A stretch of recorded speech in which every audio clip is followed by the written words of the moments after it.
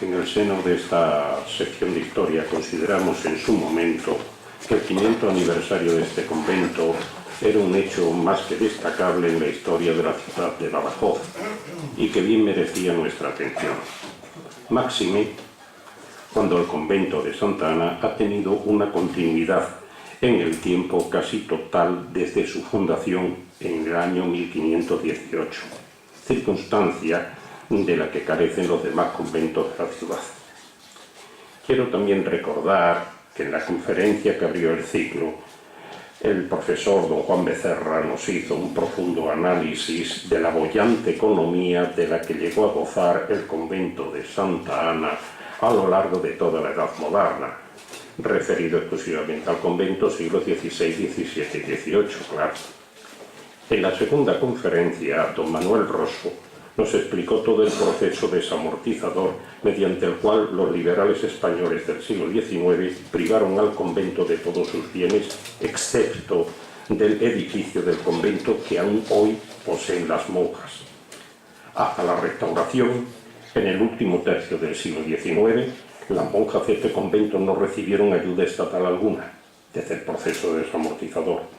Y sería interesante organizar en su momento otra conferencia en la que se nos explicara cómo pudieron subsistir las monjas del convento de Santa Ana a lo largo de ese periodo de más de 30 años entre lo que va desde la privación de sus bienes a que el Estado restaurador empezara a apoyarles. Pero esta noche, para cerrar este ciclo de conferencias, toca hablar de la única propiedad que el proceso desamortizador dejó a este convento, su edificio. Y de ello sabe mucho nuestro conferenciante de hoy, el profesor y arquitecto don Francisco Hipólito Ojalvo, autor de las restauraciones que se han realizado en este convento en las últimas décadas. Será presentado por don Alfredo Álvarez García, socio de esta económica que amablemente ha aceptado este encargo. Pero antes de darles paso, permítanme algunos agradecimientos y una información. Los agradecimientos son en primer lugar para los conferenciantes de este ciclo, que nos han ofrecido su trabajo y su saber absolutamente gratuito. Y extiendo este agradecimiento a los presentadores de los mismos y a Laura y a Reme, que han llevado el peso de toda la infraestructura. Gracias a todos. La información consiste en darles cuenta a ustedes del acto final con que se cierra este ciclo conmemorativo del 500 aniversario de la fundación del convento de Santa Ana de Badajoz. Y como no podía ser de otra manera, consistirá en una visita guiada a este convento que tendrá lugar el sábado día 17 de noviembre a las 4:30 de la tarde. Nos reuniremos los asistentes en el convento de Santa Ana, en la Puerta del Torno. Contaremos con las explicaciones de don Álvaro Meléndez Teodoro, eximio historiador y además bibliotecario de la Económica. Lo que les tengo que decir es que como el número de asistentes a esta visita no puede superar las 30 plazas, hemos ido pasando en las conferencias anteriores una lista para completar el cupo y lo mismo haremos al final de esta conferencia. Reme pues tomará nota hasta completar los 30 o 35 asistentes. Y nada más, solo dar paso a don Alfredo Álvarez García para que nos presente a don Francisco Hipólito Ojalvo, el conferenciante de hoy. Alfredo, por favor. Gracias.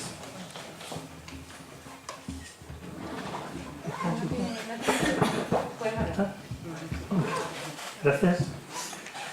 Buenas tardes a todos.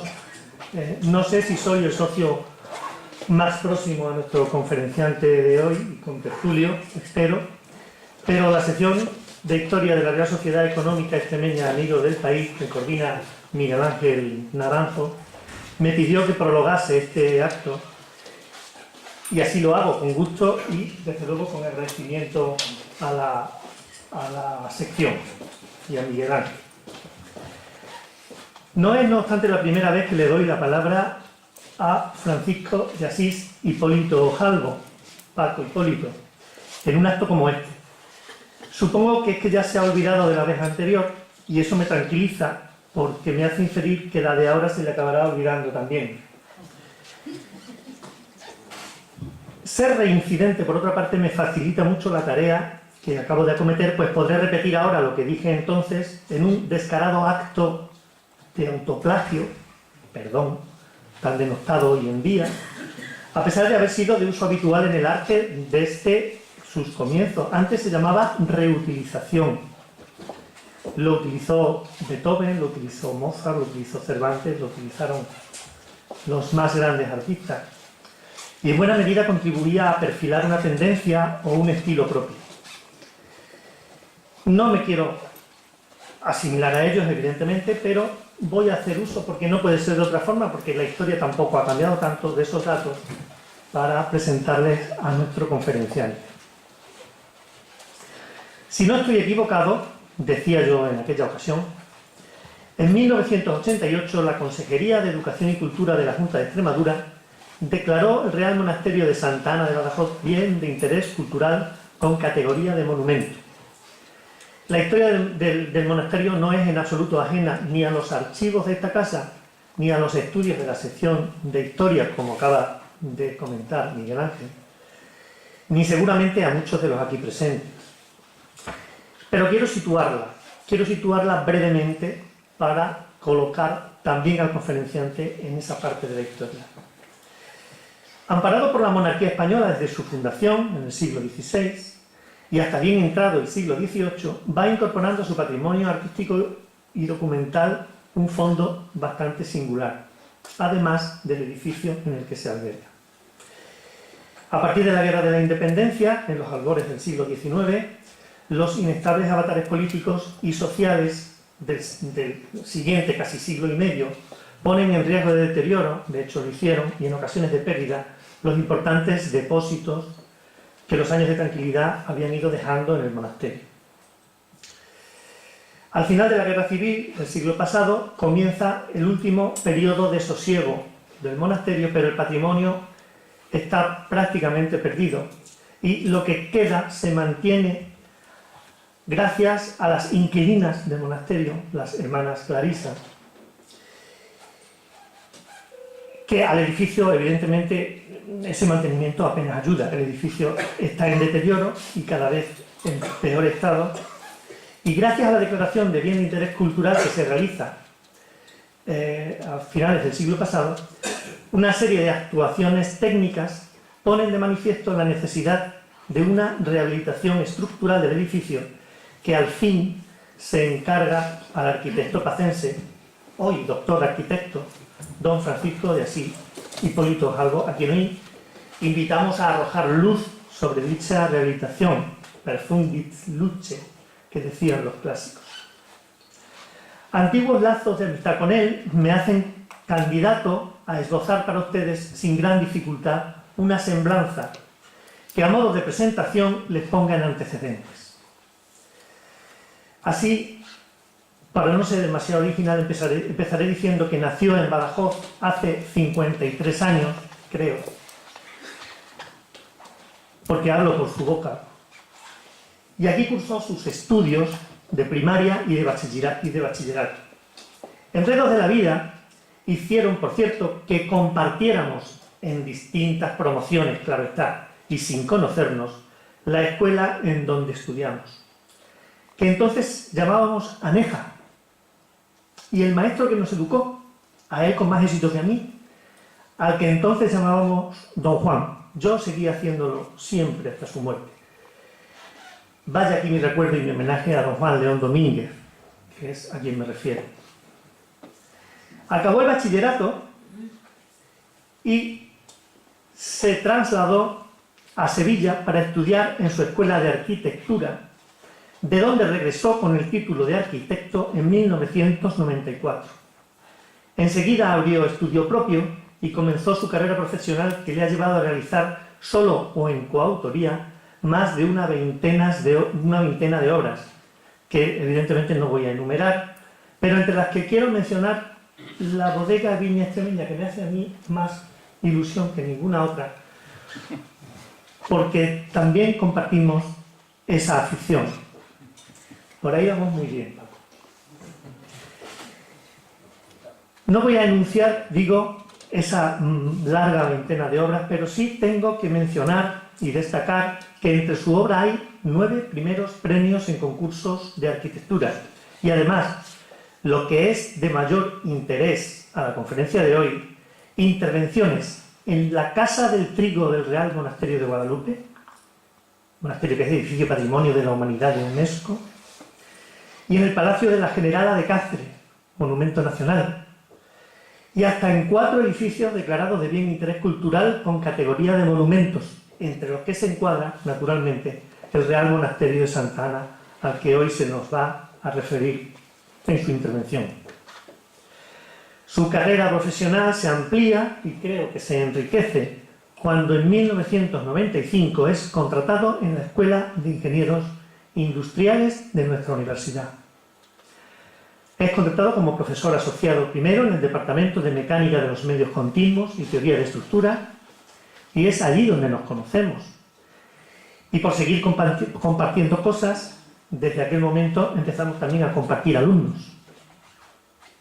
Su situación en la universidad pasó de profesor ayudante en 2011 a profesor ayudante en el 2011 y tras obtener el grado de doctor el pasado año, está a punto en estos momentos de pasar a profesor ayudante, contratado doctor en la misma escuela y en el mismo área de conocimiento. Y así, entre obras y clases, llegó en 1996 el encargo por el cual lo tenemos aquí. Desde este momento, mientras se cubrían etapas en el saneamiento estructural del edificio, la sensibilidad del arquitecto iba desarrollando, me consta, lazos de enriquecimiento cultural y humanos con el propio monasterio y con sus inquilinas, en un flujo de realimentación que creo que no es ajeno en absoluto al resultado final de la obra y que estoy seguro que de una forma u otra se va a poner de manifiesto durante esta conferencia.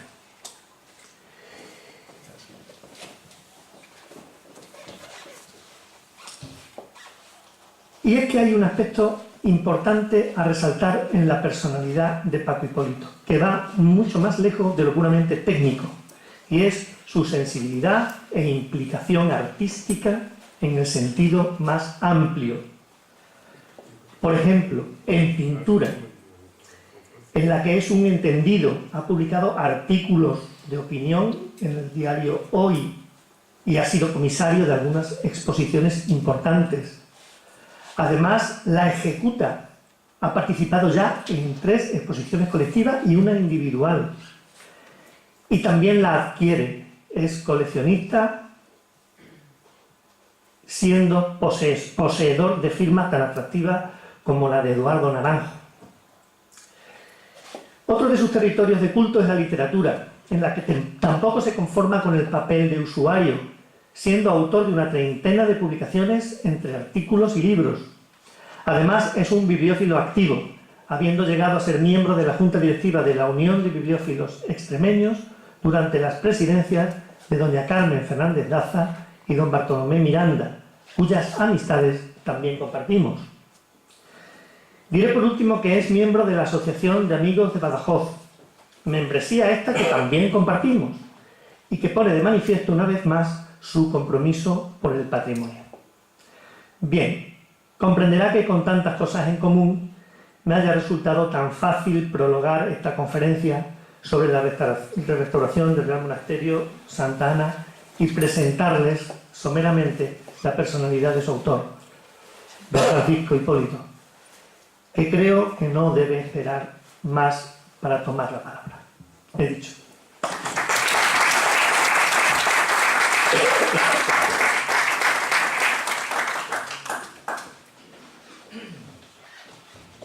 Muchas gracias.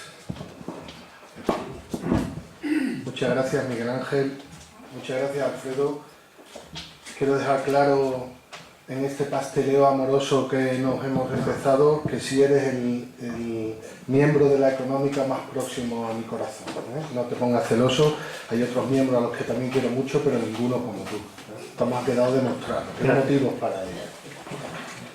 Bien, pues hemos preparado una exposición con muchas imágenes para que les sea más llevadero esta hora tan mala en la que empezamos a tener ganas ya de tomar una tapita. Hoy he habido la suerte que no hay fútbol, he conseguido tener más de 15 personas y esto me alegra bastante. Así pues, el Gran Monasterio de Santa Ana, vamos a estructurarlo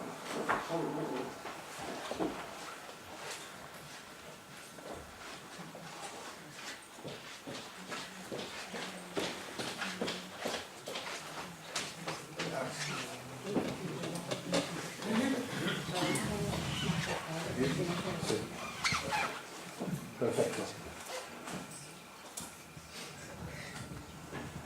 Vamos a ponerlo alto, si no. Ahí. Gracias, Valeria. Por favor. El Real Monasterio de Santa Ana está situado en el centro histórico de la ciudad de Badajoz. Yo sobro.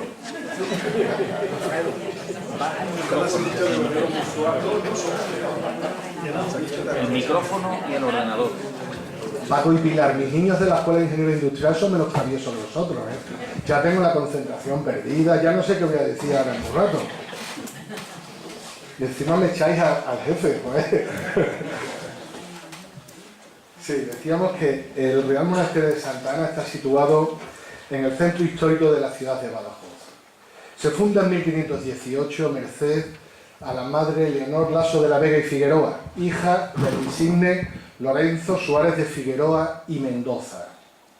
Es una congregación de clarisas franciscanas que están sumamente identificadas con la austeridad y con la sobriedad.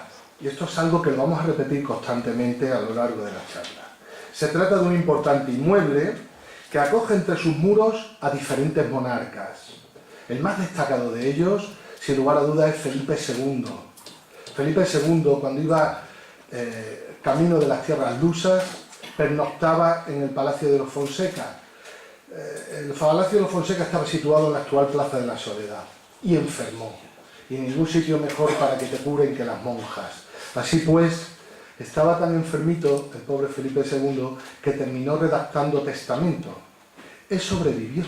Si bien su señora, la reina de España, Ana de Austria, que era treintañera, falleció, y falleció dentro de los muros del cenobio. Falleció junto a la criatura nonata que albergaba, pues estaba embarazada ya de 7 meses.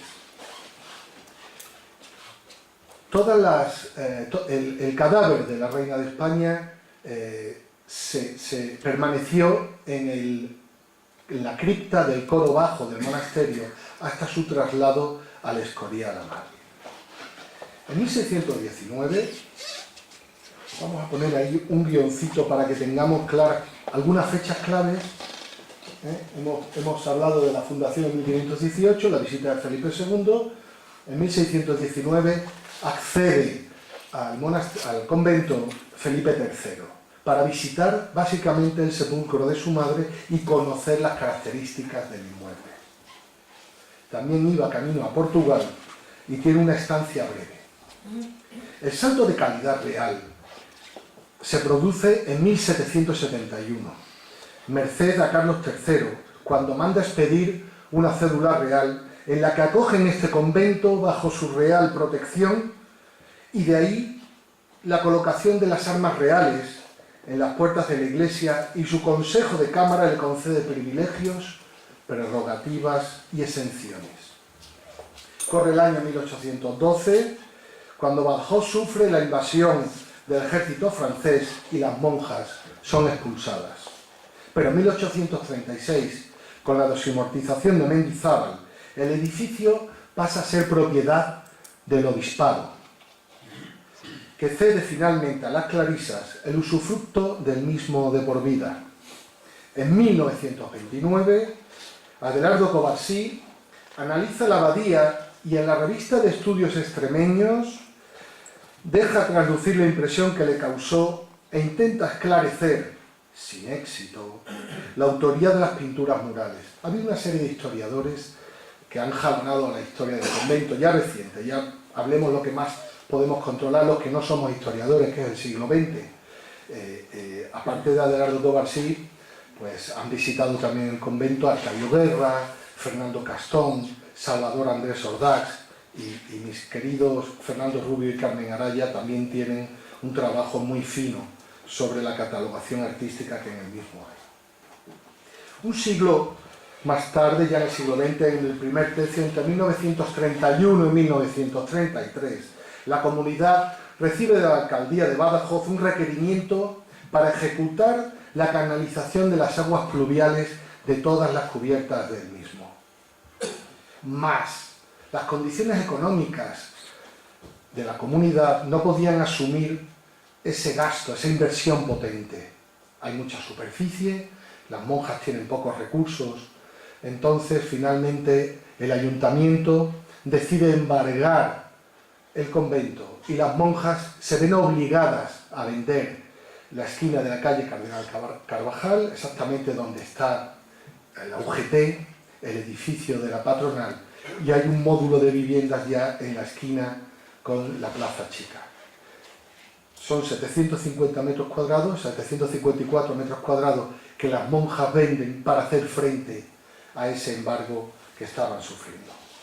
La comunidad fue obligada a abandonar la clausura durante la Guerra Civil y a partir de los años 60 crean un taller de encuadernación y una lavandería mecánica para compatibilizar la vida contemplativa con la subsistencia. Finalmente, debido a la gran entidad que presenta el edificio y con el afán de preservar la integridad del mismo, la Junta de Extremadura decide incoar expediente de declaración de interés cultural con categoría de monumento en el año 1988. A partir de ahora vamos a ver algunas imágenes. Ahí pueden ustedes apreciar la situación del convento. Este es el mejor edificio racionalista, con diferencia, que hay en Badajoz, que es el mercado de la Plaza Chica, obra de Rodolfo Martínez. Ustedes se sitúan ahí en la planta de cruz. Esto es Puerta de Palmas, esta es la Ronda Reina Sofía y aquí está la Alcazaba. Pues aquí podemos ver los bocados que le tuvieron que pegar a la manzana de las monjas, a la cuadra, que dice mi amigo Matías, mexicano, a la cuadra de las monjas, para poder subsistir a través del pago de la sanción administrativa que el Ayuntamiento de Badajoz les impulsó. Ya hemos comentado, se ve aquí perfectamente el hastial espectacular que presiona el monasterio con una diferencia de altura de estas cosas que nadie sabe bien por qué, y los otros edificios. El cupulín se ve minimizado por la presencia del magnífico edificio racionalista de la sede de UGT, pero que está presionando la convivencia en un centro de estas características. Aquí se ve el cupulín y una vista general del torreón. En cuanto a la descripción del edificio, comenzamos por la entrada original, y la entrada original estaba situada en la calle Duque de San Germán. Está orientada hacia levante y conserva una portada nobiliaria de cantería egregia, rematada por pinjantes y volutas decorativas que enmarcan el escudo franciscano. Ahí vemos el escudo franciscano. A mí esta pieza me parece absolutamente espectacular. Si algún día van por allí y hay buena luz, observen cómo le falta una falange del dedo corazón a la mano izquierda. Es concretamente esa. Ese escudo franciscano tiene sus volutas, tiene sus pinjantes y es mármol portugués. Y tiene la siguiente leyenda: Armas Militia Nostrae, año de 1724. La tienen en este lado y en este otro. Esta era la entrada inicial. En esa puerta entró Felipe II y ahí es donde estaba el torno primitivo para acceder al convento. No se olviden tampoco, que yo nunca lo podré olvidar, la sucesión de coches que había aparcado en la calle Duque de San Germán y la fuerza que tenían los propietarios de esos coches de cara al ayuntamiento. Luego lo hablaremos. Esta es una de las fotos. Hay una serie de fotografías que yo les voy a contar que me encantan, que las llevaré siempre en mi corazón, y esa es una de ellas, la de los coches aparcados en la puerta del convento. Ahí ven ustedes en el alzado cómo está el torreón. Luego empezamos con un juego muy desordenado que va jalonando la calle con unos niveles de altura, pues que con el paso del tiempo pues esto es así, ¿no? O sea, se van modificando las alturas. Allí en el centro, que lo tienen ustedes en este lado, las pobres monjitas, lejos de la primera conferencia y las conferencias anteriores, pues marcaban otras pautas distintas, y en la primera de ellas hablaban del capital económico y del patrimonio que tenían las monjas. Yo estaba recordando que esa situación no la viví yo ya en el siglo XX, pues eso era una cochera que las monjitas tuvieron que alquilar para poder sacar un dinerillo. Gracias a Dios, con el paso del tiempo la cochera se cerró y ya no volvimos a saber nada de ella. El acceso a la iglesia se realiza por una portada de mármol lusitano conformada por un vano adintelado y una hornacina que contiene la imagen de Santa Ana. Está coronada por 2 escudos reales en mármol blanco, ovalados y apolados. En esos escudos reales está el de los Austria a la izquierda y el de los Borbón a la derecha. Y les acompaña, el toisón de oro y la gran cruz de la Orden de Carlos III, ordenados exteriormente con motivos de rocalla. La fachada cuenta con una atractiva sucesión de contrafuertes que a duras penas permite ver el plano retranqueado, trasluciéndose en un bonito juego de luces y sombras. Aquí apenas podemos ver el plano inicial que se ajusta al refectorio, pues todos estos contrafuertes nos permiten la proyección de la luz, y hay fotos posteriores en donde lo veremos con mucha más potencia. Vemos el escudo de Carlos III, acodalado, la imagen de la Virgen. Cuando estábamos restaurando esa fachada, a mediodía nos robaron la Virgen que había ahí. Tuvimos luego la gran suerte de que no valía un berro, se había comprado en Olot en 1933, pero gracias a Sorcelina, como siempre, pero pasamos pues un día complicadillo. Y otra de las grandes diatribas que hemos tenido José Antonio Espada y yo, y que conseguimos durante un año cambiar, fue que en un edificio que es monumento, que está catalogado, no puede haber contenedores de la basura al lado. Conseguimos que se fueran a otro sitio, pero duró, yo creo que no llegó ni al año, 10 meses, 12 meses, no llegó, y volvieron a estar ahí. Eso es una faena, primero por el monumento, y luego porque las monjas comen, el refectorio son las 3 ventanas que hay ahí, con lo cual en verano comen pescado todos los días de los restaurantes Doña Purita y el del Callejón del Agua ese que hay al lado. Vamos a ir viendo otras zonas, las zonas que vamos interviniendo, las ponemos arriba, las localizamos aquí y tenemos también la referencia en la iglesia. La iglesia es de una sola nave, dividida en 4 tramos por medio de pilares adosados. Está cubierta por bóvedas vaídas apoyadas sobre pilastras del siglo XVIII. El presbiterio presenta planta cuadrada, precedido por un arco toral en medio punto.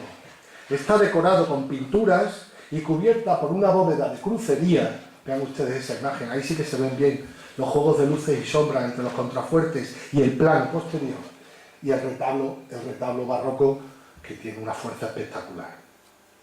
Está cubierto, decíamos, por una bóveda de crucería, un detalle también del altar mayor y una vista desde el cupulín hasta el torreón en lo que es la cubierta del módulo de la iglesia.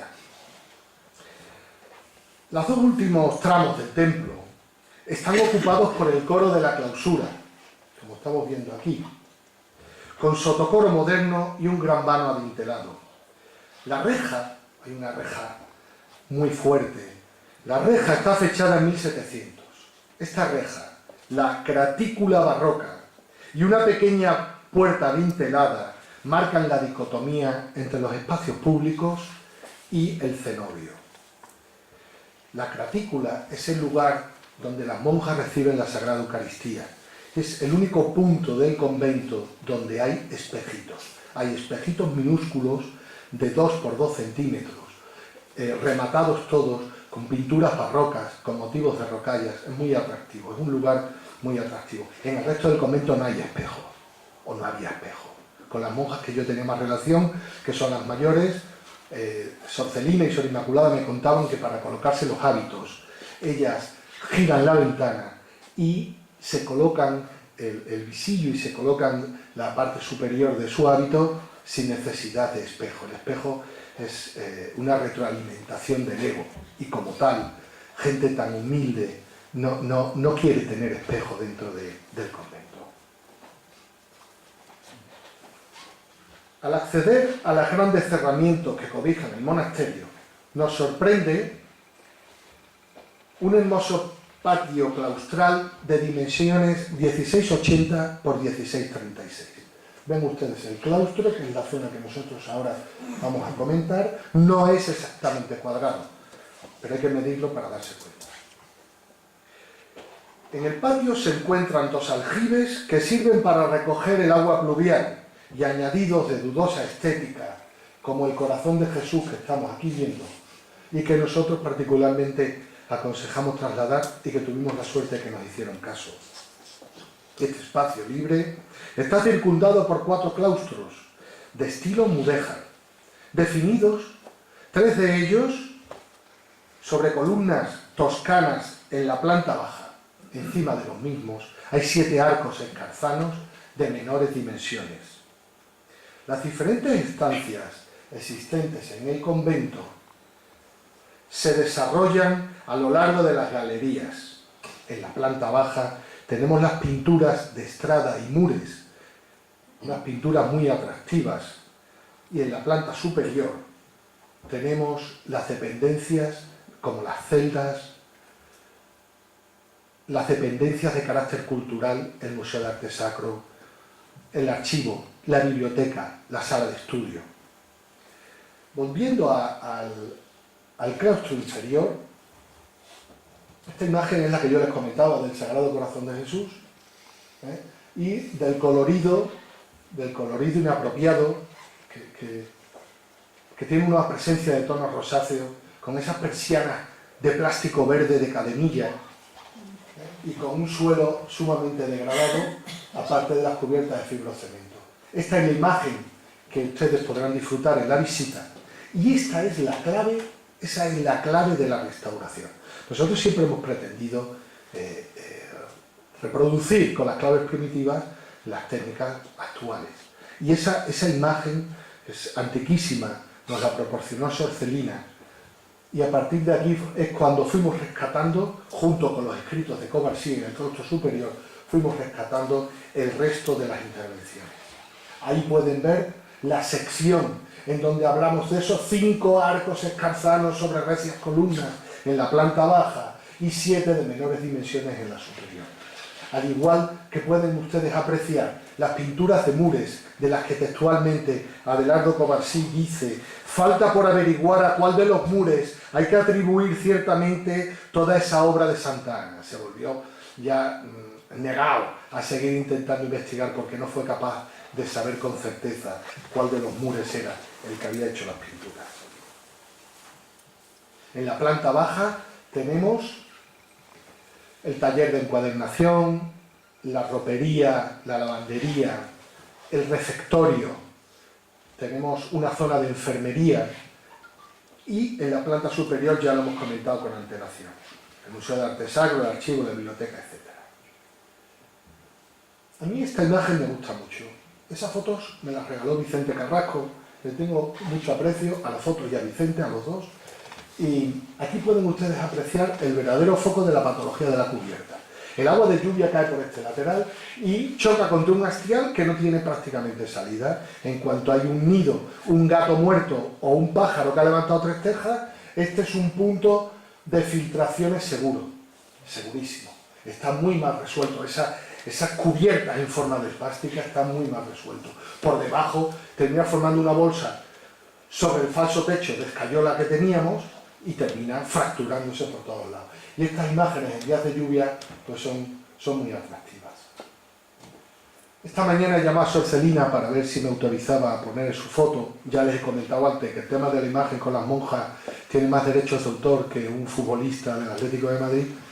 Y como estaba de ejercicios espirituales me he permitido tener la libertad de publicarla porque primero porque no es mía, es de José Antonio la foto, y después porque es que Sor Celina es encantadora y es... el otro día hablaba Fernando Rubio aquí de la relación que también él ha tenido, con cualquiera que hables que ha tratado con ella, sabemos que es el motor que mueve ese convento, ¿eh? Cualquiera de las personas que puedan. Es distinta, es inteligente, es muy mayor, yo ya la conocí octogenaria, y sin embargo era una persona liberal, moderna, que preguntaba cosas. Recuerdo un día que había ido al médico y había visto a una serie de jóvenes que se calentaban la mano con un mechero, y rápidamente cuando fui al convento me dijo: hijo, no se queman la mano, ¿qué hacían? Claro, yo tuve que explicar lo que es un porro a una monja octogenaria. Pero tiene inquietudes para preguntarlo. Es que yo, el monasterio de Santa Ana marca una inflexión, un punto de inflexión en mi vida profesional, pero personal también, porque yo he convivido durante casi 2 décadas con ellas, o convivo desde hace más, y yo aprendo también mucho de ellas, de las percepciones de ellas, de cómo controlan el medio, de cómo saben quién está debajo de una puerta solamente porque hay 4 dedos y con la luz adivinan los zapatos y se saben los zapatos de cada uno. Eso lo hace una monja de clausura lista, ¿eh? Y cuando tú vas al torno, yo recuerdo otro día que fui a comprar dulces y llamo al timbre y yo llamaba de una forma que era pito largo y 2 cortos, y ese día, para vacilarle a la monja, que no sabía quién estaba en la portería, cada una tiene su función, y esa semana estaba en la portería Sor Julia, ¿no? Entonces le pego uno solo. Y llega y me dice: Ave María Purísima, y claro, yo le digo: sin pecado concebida. Una monja espabilada, que ya lo es, pero ese día no estaba pispa, ya sabe con el sin pecado concebida quién eres. Y va y me dice: buenos días, hermana, buenos días. Sin pecado concebida, buenos días, hermana, buenos días. Man, me suena tu voz. Y claro, yo le digo: pues mala cosa, una monja que está detrás de un torno, yo ya sé que tú eres Sor Julia. Se partía de risa, ¿no? O sea, yo termino también ya volviéndome en el ambiente ese de codazos a ver quién es el primero que dispara al que está detrás del torno. Es fantástico. Si es que el tema de la clausura es espectacular. Vamos a ver esos ladrillos de alfajía que antes hablábamos, siguiendo las directrices de Adelardo Covarsí, y cómo la misma olla se arregla con las vigas de madera de castaño en la parte inferior. Veamos ahora el archivo y los nuevos museos.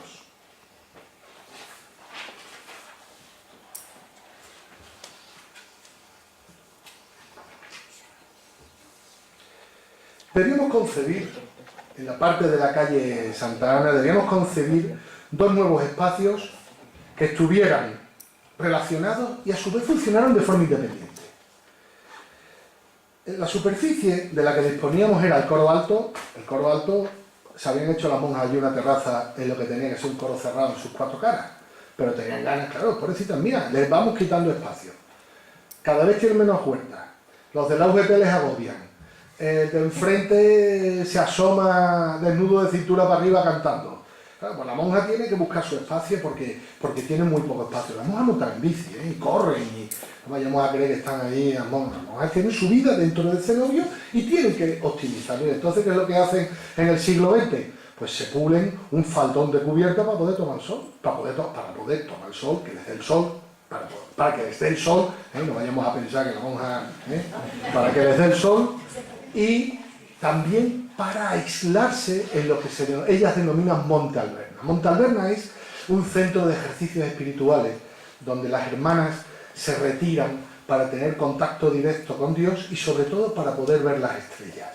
Entonces, eso era el Monte Alberna. Ya ven ustedes esta terraza, y vemos también, esta es la ermita de la Soledad, o sea, nos estamos orientando que la cubierta de la iglesia comienza aquí. Entonces, en el Monte Alberna yo tenía que convencerles, que eso es como a todo, pues como a cualquier promotor, convencerles de que eso era lo mejor para el convento. Y ella decía: ¿y ahora dónde rezamos? Si en el Monte Alberna es donde nosotros tenemos los ejercicios. Bueno, pues como pudimos, vimos que la entrada era única y comprobamos la existencia de ese luneto que bien podía ser un arco oculto siglos atrás. Convencer primero a Sor Celina y a Sor Inmaculada a la vez es complicado, pero a base de estar allí varios días dando la chapa, lo conseguimos. Pero claro, ellas luego tenían que transmitirlo eso a la comunidad de clarisas. Y aunque un día las convencimos, al día siguiente cuando fui a la obra me dijeron que no, que habían dicho las hermanas que no. Ahora resulta que había por allí un martillo eléctrico y yo le digo al contratista, José Antonio, pégale una masca a este hombre que las monjas vean el agujero en condiciones. Y el contratista no se atreve. Entonces ya cojo yo el martillo eléctrico y cuando ya ven, ya se apiada de mí el albañil y hace el agujero. Y ahora ya le digo que vengan todas las monjas a ver el taladro que se ha hecho para comprobar que detrás de eso estaba el museo, estaba el coro alto donde íbamos a hacer el museo de Casullas. De esta forma conseguíamos unificar los 3 niveles que eran independientes en Cota. El archivo, con doble altura, el Museo de Arte Sacro y el Museo de Casullas. Este fue un punto, esta es otra de las imágenes a las que yo le tengo especial cariño. Y además, construimos al revés. Nosotros empezamos haciendo la cubierta y luego vamos haciendo el forjado hacia abajo. Y ahí es donde lo podemos ver. Las vigas de madera arriba, el forjado, esta es la doble altura y estos son los arcos que fuimos abriendo. Las monjas, las hermanas tenían miedo de que el muro se cayera al descansar solo sobre un arco que estaba concebido así. Este es el arco con los ladrillos originales y para poder relajarlas, pues tuve que ceder haciendo unos machones con ladrillo que se veía que era ladrillo moderno. No, yo quería marcar claramente la diferencia entre el ladrillo del siglo XVI y el ladrillo del siglo XX. Entonces hicimos unos machones, yo quería que fueran mucho menor, pero bueno, ya bastante que me permitieron hacer pues esa conexión visual entre el Museo de Arte Sacro y el Museo de Casullas, y a su vez asomarse a una doble altura que decían, ¿pero por qué vas a tener doble altura? Si nosotros forjamos hasta el final tenemos más superficie. Sí, bueno, pero aquí al final conseguimos hacerlo de esta forma. Este es el Museo de Casullas y a través de él se ve la permeabilidad visual hacia el Museo de Arte Sacro. Otras imágenes con la escalera, desde aquí se desciende, esta es la doble altura. Esto, gracias a Dios, no cumplimos la normativa del Centísimo Ayuntamiento de Badajoz sobre barandillas, porque si lo cumplimos, pues todo el mundo hacemos barandillas feas. Hoy día el buen técnico es el que es, se lo digo yo a mis alumnos de ingenieros industriales, el buen técnico es el que es capaz de no cumplir la normativa y que no se te caiga un niño por una barandilla, porque si no hay que poner barrotes a 12 centímetros que no sean escalables, y eso es un horror. Y si todos hacemos la misma barandilla, será un horror la arquitectura. Así es que como allí no hay niños, pues conseguimos hacer una barandilla muy liviana, y el Museo de Arte Sacro pues tiene una transparencia y una ligereza máxima, igual que esa escalera es etérea, es absolutamente liviana. Y nos permite, al no tener tabica, solamente tiene huella, recordemos la escalera, huella y tabica, al no tener tabica, nos permite otra vez conectar visualmente desde el recorrido de la escalera el fondo del archivo. Aquí tuvimos mucha suerte. Eso es una viga que encontramos en un desguace en la carretera que va desde Cáceres a Plasencia, en la 631. Esa viga venía de Burdeos y está certificada, porque pertenecía, la viga era como yo de gorda. Lo que pasa, claro, la fuimos saneando y al final casi nos quedamos con un mondadientes. Pero lo justo para que tuviera un canto de 50 centímetros por 35 y a esa viga ya limpia de roble se le hicieron unas hendiduras en donde maclarle esas duelas que son modernas. La viga es antiquísima y las duelas son modernas. También a las monjas les daba miedo, pero han terminado colocando unas palmatorias en cada uno de los peldaños, pero yo creo que a mí la escalera me encanta, me parece un elemento que solo ahí podríamos permitirnos. Vamos a ver ahora el nuevo obrador. El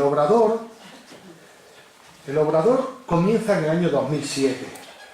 Pues la incorporación de las hermanas clarisas de Jerez de los Caballeros, vienen muchas hermanas y con ellas traen las recetas culinarias para poder hacer los dulces. Llega un momento en donde en el convento nuestro hay 14 monjas, que es una selección, porque son septagenarias y octogenarias el 80%, un 20% mayores de 85 y otro 20% con cáncer. Entonces, pobrecitas, tenían que intentar ayudarse unas a otras y nada mejor con otra selección de gente de Jerez que ya tenían también pues, personas más jóvenes que vienen de América o de África. Entonces deciden, con buen criterio, unificar las dos hermandades y a partir de ahí el convento toma potencia, como las fusiones de las cajas y los bancos, pues esto es igual, pero sin tanto dinero. Entonces, en ese instante, vienen las hermanas de Jerez, hay en la convivencia y en las costumbres, ahí hay un espacio de transición, pues como en todas las parejas, ¿no? O sea, ya no siempre cuando llamo por teléfono te dicen Ave María Purísima. Antes siempre, tú llamabas al 22 10 68, Ave María Purísima, si te quedan 11.000 hermanas. Ahora ya no. Bueno, ahora llamo al móvil. Ya las monjas están en otra onda, ¿no? Entonces, se cambiaron las costumbres, pero eso yo no digo ni que sea ni malo ni bueno. A mí me parece bien que se adapten a los tiempos. Lo que sí digo es que pudieron subsistir con mayor holgura gracias a la fusión de los dos, a la venta del convento de Jerez y a la venta de los productos que traen las de Jerez, llamémosle dulces, en el obrador. Ese obrador de dulces no tiene atractivo. Pues había un artesonado chulo, que era ese, cuando había que decaparlo, estaba en muy mal estado. Pero ahí tuvimos una bulla impresionante con el inspector de sanidad, porque yo también lo comprendo, ¿no? Yo soy pesado y yo era joven entonces, era entusiasta y muy pesado y venga a darle la chapa. El señor me decía con buen criterio que había que hacer un tratamiento antisilófago a ese artesonado. El artesonado estaba chulo, ahí está feo, había que decaparlo, había que curarlo, había que hacer un tratamiento antisilófago. Pero mientras sí, mientras no, pues los silófaguitos estos simpáticos pues dejan caer polvito, ¿verdad? Si ese polvito cae encima de la harina o encima de la encima de la canela, evidentemente tenemos un problema de cara a los registros de sanidad. Entonces, finalmente nos doblegamos porque no quedaba más remedio y colocan un falso techo de cartón yeso, de pladur, que decimos. Y aquí tienen ustedes, bueno, todo muy limpio, con alicatado blanco, no tiene mayor trascendencia. Exceptuando esta otra foto. Esta otra foto a mí también me trae buen recuerdo. En esa foto, estamos hablando del recuerdo del año 2007, como he dicho antes, en esa foto es la primera vez que hay un teléfono móvil en la comunidad. Y le toca a Sor Inmaculada de Abadesa. Y Sor Inmaculada está como loca con su teléfono móvil hablando constantemente y yo recuerdo las preguntas que me hacía sobre rellamada y sobre estas cositas. Vamos a ver ahora la ampliación del número de celdas. Es un proyecto que está hacia la cara interior tras un profundo análisis de los volúmenes y otros aspectos urbanísticos e históricos. Hacemos un proyecto para recuperar un espacio oculto y desaprovechado. En realidad no existe una ampliación como tal, pues se trata de dar uso a un espacio que estaba totalmente emparedado. Cerrando el claustro norte en la planta superior, existían actualmente celdas y dependencias varias con diferentes usos. Con el transcurrir del tiempo, se construyó un falso techo a 3 metros, dejando oculto el gran espacio entre el nuevo elemento horizontal y el forjado inclinado. Sus cotas oscilaban entre 3,60 y 2,07 metros en la parte más baja. Entonces decidimos que ese era el lugar idóneo para ubicar las nuevas celdas. Así no se aumentaría el volumen del edificio ni se variaban las rasantes. El acceso lo planteamos a través de esta escalera, también con doble altura, y hay una serie de celdas que comparten 2 celdas. Las celdas tienen entre 7 y 10 metros cuadrados todas, no son una suite. Las monjas, repito, son gente austera y con 7 metros cuadrados el lugar exacto donde cabe una cama de 1,80 más un armario, más un cuarto de aseo para cada 2 habitaciones, complementado, eso sí, con un cuarto de baño al final del mismo y con una sala de estar o de recreo para poder charlar antes de dormir.